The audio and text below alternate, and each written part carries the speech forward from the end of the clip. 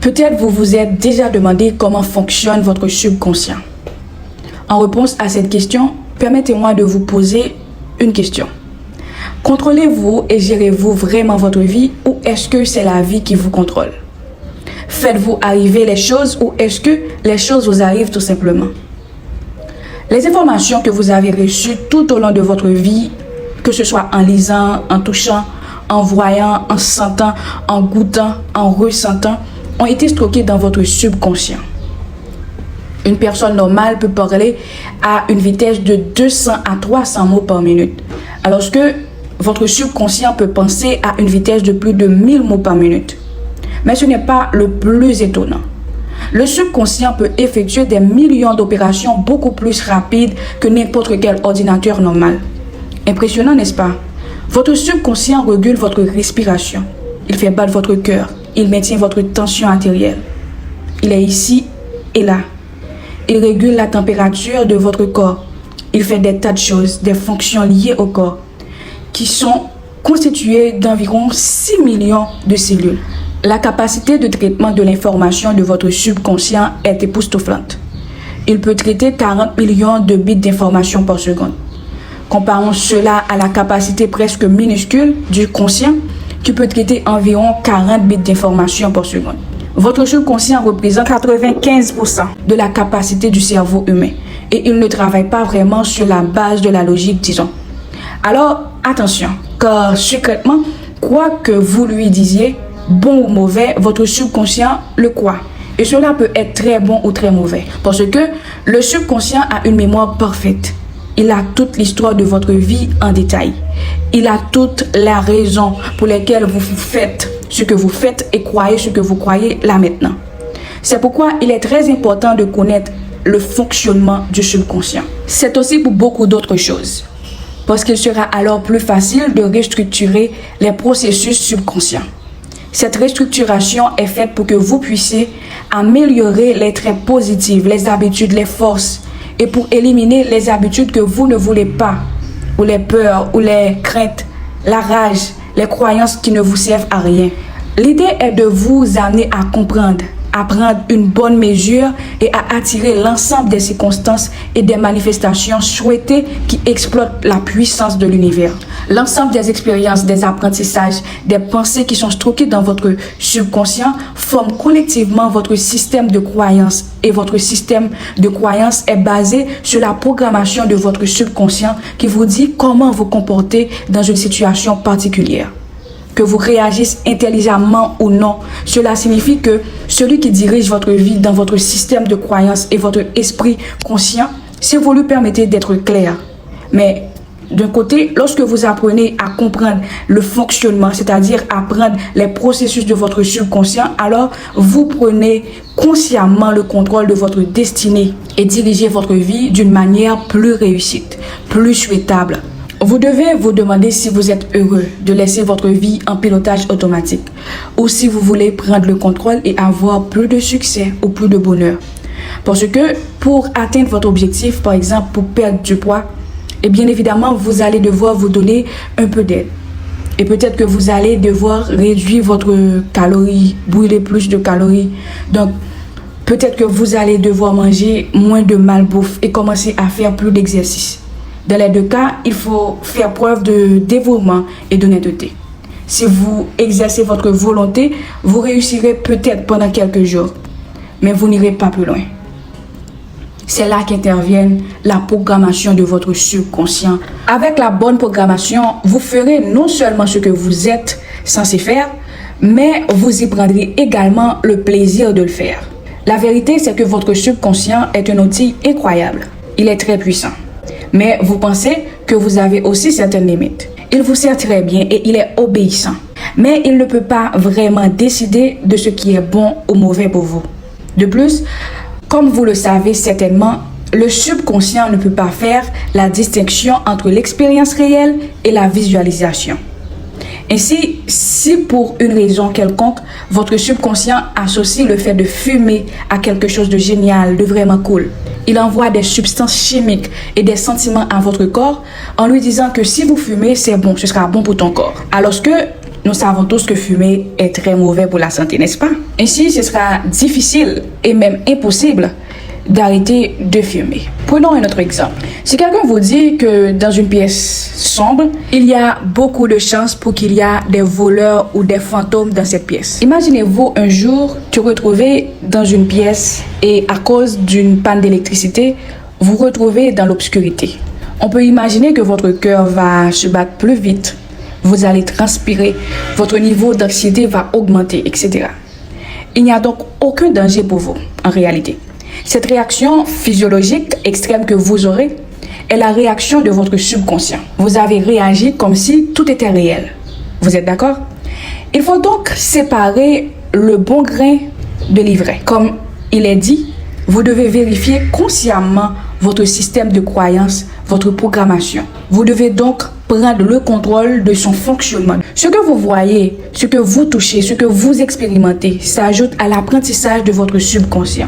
Si vous regardez des films pleins de tristesse, de violence ou des choses malsaines, vous admettez que d'une manière ou d'une autre, ces informations sont stockées dans votre subconscient. Vous devez vous assurer de le remplir avec de bonnes informations. Si le subconscient peut provoquer des changements négatifs dans le corps en créant certaines situations, il est également possible d'utiliser ce principe pour le bien. La meilleure preuve en est fournie par le monde de la médecine. Il a été démontré à maintes reprises qu'une pilule non médicamenteuse inoffensive, une pilule de sucre, est administrée à un patient souffrant d'un problème psychosomatique et le patient dit curieusement qu'il se sent mieux ou même qu'il est guéri de cette maladie. C'est ce qu'on appelle l'effet placebo. Et c'est parce que ces personnes sont sûres que le médicament va fonctionner pour elles que ça a marché. Alors, il faut penser à l'autre effet.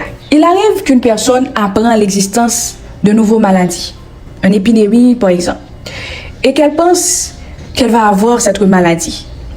Immédiatement, cette personne va développer des symptômes dans son corps et tout le reste. L'esprit est très puissant. En un mot, toute croyance que vous avez dans votre subconscient devient votre réalité. Il serait donc important de communiquer avec votre subconscient, n'est-ce pas? Le but d'atteindre votre subconscient est de réaligner votre croyance, vos émotions et de les programmer pour qu'elles soutiennent davantage le modèle de comportement que vous souhaitez adopter. Les nouvelles croyances et les nouveaux comportements vous aideront à avoir une meilleure image de vous-même ou à vous développer. Oui, c'est très bien.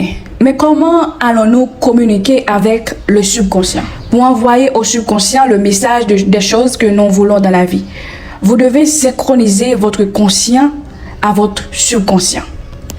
Il faut utiliser le conscient de manière constructive pour envoyer des messages corrects au subconscient. Il existe plusieurs moyens et méthodes pour mieux communiquer avec le subconscient afin qu'il s'oriente vers l'action que vous souhaitez et qu'il obtienne les résultats que vous souhaitiez. La première, c'est la méditation. La méditation est une activité qui mobilise le cerveau droit, tandis que le cerveau gauche se met au repos. Lorsque le cerveau droit est davantage sollicité et activé, il peut accéder à notre conscience supérieure. À partir de cet espace, si nous communiquons nos désirs, nous créons les intentions que nous pouvons manifester plus efficacement. C'est l'équilibre entre les deux hémisphères du cerveau qui nous donne le pouvoir et nous pouvons y parvenir grâce à la méditation. Le numéro 2, c'est la visualisation. La visualisation est une activité d'éveil qui renforce votre créativité et vous donne les éléments visuels dont vous avez besoin pour comprendre et réaliser vos désirs. Vous pouvez ainsi avoir une idée plus claire et une meilleure vision de ce que vous voulez être ou faire ou avoir. La visualisation vous aide à rester concentré sur le moment présent et peut vous aider à atteindre votre objectif. La visualisation est très utile pour entrer en contact avec votre subconscient. Sérieusement, essayez aussi souvent que possible de visualiser ce que vous voulez. Il ne s'agit pas nécessairement d'un rituel comme la méditation. C'est que vous n'avez pas à vous inquiéter de la façon de le faire. Tant que vous avez un objectif clair et que vous avez la capacité de l'imaginer avec des sentiments, vous êtes de l'autre côté. Numéro 3, Le sommeil ou la relaxation profonde au niveau alpha et la programmation au niveau theta. Les derniers moments où vous vous allongez dans votre lit et juste avant d'entrer dans votre état de rêve, comme je l'ai mentionné précédemment, sont les meilleurs moments pour dire à votre subconscient ce que vous voulez qu'il fasse pour vous.